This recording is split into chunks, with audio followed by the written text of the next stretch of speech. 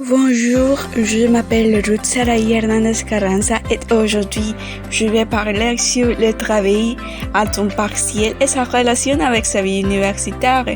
Puisque comme on sache déjà, il est très important de remarquer que la plupart des étudiantes, il n'importe si ça soit d'une institution publique ou privée, ils ont décidé de prendre la décision de travailler et faire face à la vie professionnelle et aux différents défis que cela implique. Et il y a aussi ceux qui préfèrent continuer à apprendre dans les études supérieures, mais ça c'est normal et ça c'est bien. Chacun a sa propre décision et ses propres résultats sur ce qu'il veut achever.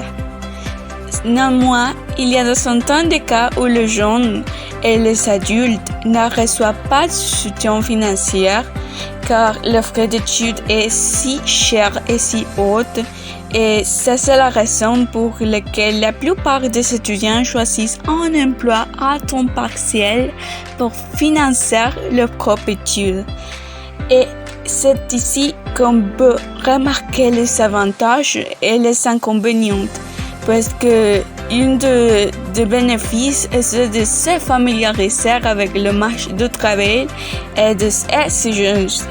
Il y a une infinité de choses à devenir une personne multitâche, puisque l'être humain a besoin d'acquérir de l'expérience aux étapes les plus productives de la vie, en développant des compétences indispensables, très demandées dans n'importe quel emploi, et aussi connaître ses intérêts professionnels. Grâce à un travail temps partiel, on peut apprendre plusieurs choses et on acquiert en même temps des compétences et des connaissances. Et un jeune qui est engagé à accomplir les tâches qui lui sont assignées à son entreprise de manière efficace développe le même niveau de responsabilité vis-à-vis de la réalisation des activités en ce qui concerne la relation des études et le niveau académique avec le niveau laboral. C'est la raison pour laquelle c'est très important de savoir travailler avec une équipe. Et aussi le domaine social, les jeunes et adultes qui apprennent à travailler avec eux équitativement, ils s'engagent plus que les autres avec chaque collègue, quel que soit son rang et sa personnalité. Et ça, c'est un des avantages qui lui donne la possibilité d'établir et d'améliorer ses compétences en communication professionnelle. Aussi, il obtient la réalisation et la reconnaissance de son propre chef. Ce type de compétence est difficile, bien sûr, à atteindre en étant seulement une étudiante.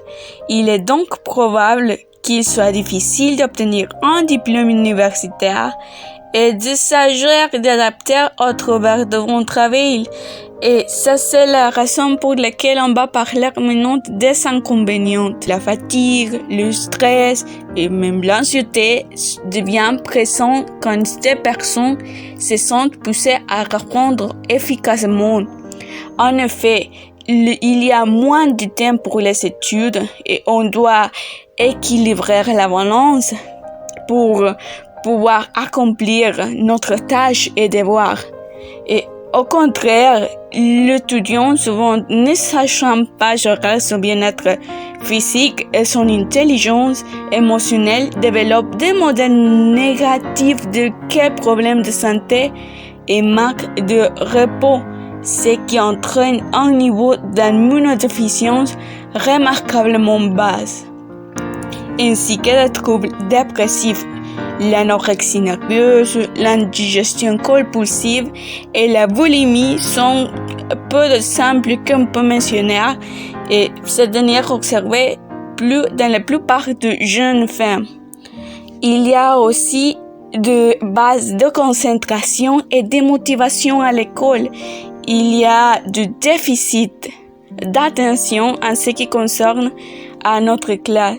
Et en bref, Le travail en cours des études est un grand avantage car il est ceux qui sont encore en cours de préparation, c'est-à-dire en train d'achever et de réussir dans la vie professionnelle et de devenir indépendante et acquérir une bonne expérience professionnelle. Et ça, c'est le fin du tome que j'ai choisi. Merci pour votre attention. Au revoir.